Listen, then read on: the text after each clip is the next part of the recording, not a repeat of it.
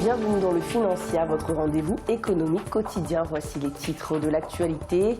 L'Afrique du Sud sort officiellement de la récession. Après plusieurs mois de baisse de ses performances économiques liées à des scandales de corruption, le pays a enregistré une hausse de 2,2% de sa croissance au troisième trimestre 2018. Dans l'actualité également, le Cameroun augmente ses droits de transit du pétrole tchadien via son pipeline estimé à 1,3 $. La taxe se passe à 1,32 $. Un moyen pour le pays d'augmenter ses recettes pétrolières.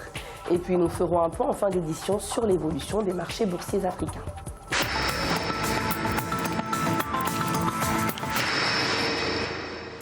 Après plusieurs mois de récession marqués par des scandales politiques et économiques à répétition à la tête de l'État, l'Afrique du Sud a enregistré une hausse de 2,2% de sa croissance au troisième trimestre de 2018. Le pays sort ainsi de la récession alors que le président de la République avait fait de la relance économique l'une de ses principales promesses. Voyons les précisions de Siamlo Victoria Sedji.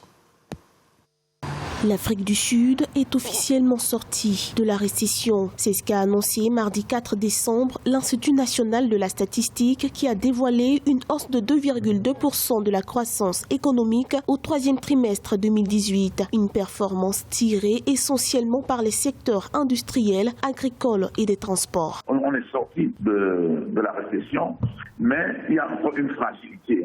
C'est encore fragile parce que les opérateurs économiques, ce qui est certain, c'est qu'ils attendent encore voir si les réformes qu'il a promis vont leur permettre de les rassurer. L'Afrique du Sud a dû relever bien de défis sous l'effet de la baisse des prix des minerais qui contribuent à 8% du PIB, de certaines faiblesses structurelles et autres scandales de corruption à répétition. La croissance sud-africaine est passée de 3,3% en 2011 à 0,3% en 2016. Ce qui est important, c'est la manière dont le président doit pouvoir conduire les réformes. L'État lui-même est en train de mettre sur pied des actions de restructuration. L'alternance à la tête de l'État est un élément qui peut permettre de rassurer. L'Afrique du Sud a perdu la première place de puissance économique du continent en 2014 au profit du Nigeria. En 2017, la croissance était de 1,3%. En 2018 et 2019, il est prévu respectivement 1,1% et 1,6% de croissance du PIB, selon la Banque africaine de développement. 78 compagnies aériennes africaines interdites de voler au sein de l'Union européenne. Dans son rapport listant les compagnies aériennes ne répondant pas aux normes de sécurité internationale, la Commission de l'Union européenne interdit l'accès à 115 compagnies aériennes mondiales, parmi lesquelles 78 sont africaines. Ces compagnies sont issues de 13 pays africains et sont suspendues en raison d'un manque de surveillance de la sécurité par les autorités de l'aviation civile de ces États. Parmi les pays concernés, l'Angola, le Congo ou encore la République démocratique du Congo. Le Cameroun augmente ses droits de transit du pétrole tchadien via son pipeline estimé à 1,3 $. La taxe est désormais fixée à 1,32 $. Avec cette hausse qui prend fin le 30 septembre 2023, le pays espère augmenter ses recettes pétrolières. Plus de détails avec Ange Noménian. Le droit de transit du pétrole tchadien via le Cameroun a connu une hausse depuis le 1er octobre 2018. Il passe désormais d'1,3 $ à 1,32 $ par baril, soit un renchérissement de 2,62%. Le Cameroun, à l'origine de ces décisions, compte augmenter considérablement ses recettes proportionnellement aux recettes transitant par ces tuyaux.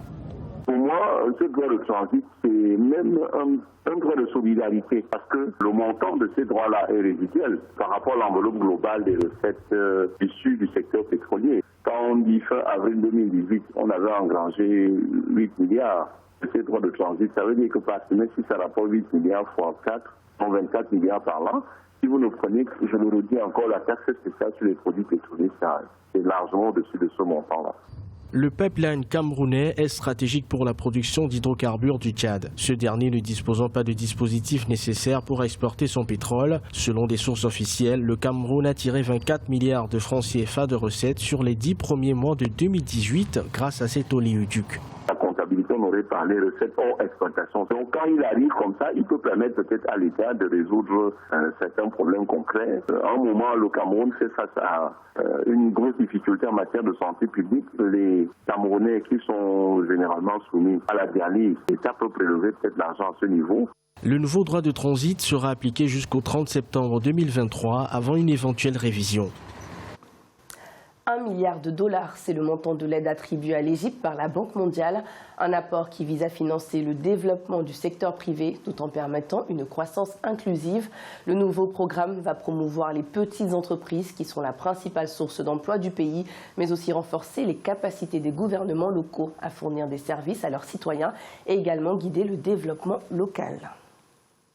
Nouakchott, la capitale mauritanienne, accueille ce jeudi 6 décembre la conférence des bailleurs de fonds pour le financement du programme d'investissement prioritaire du G5 Sahel. La rencontre s'inscrit dans le cadre du financement du PIP du G5 Sahel qui regroupe environ 40 projets de développement visant les 5 pays membres pour un coût total fixé à 1,9 million d'euros. Le programme veut répondre à la problématique globale de développement humain durable des populations des États membres de l'institution. Nous allons écouter un extrait du discours d'ouverture du président mauritanien Mohamed Ould Abdelaziz. Je demeure convaincu que les bailleurs de fonds et partenaires du G5 Sahel contribueront activement à la mobilisation du gap de financement nécessaire pour la réalisation de ce programme d'investissement prioritaire. Nous allons à présent faire le point sur l'évolution des marchés boursiers africains.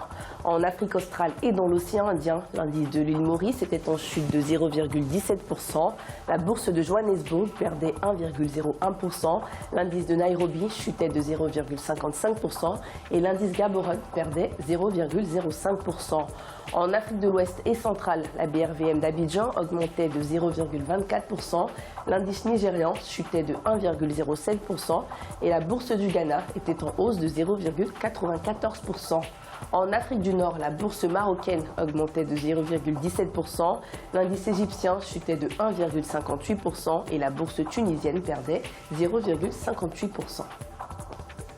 C'est la fin de cette édition du Financial. Merci de nous avoir suivis.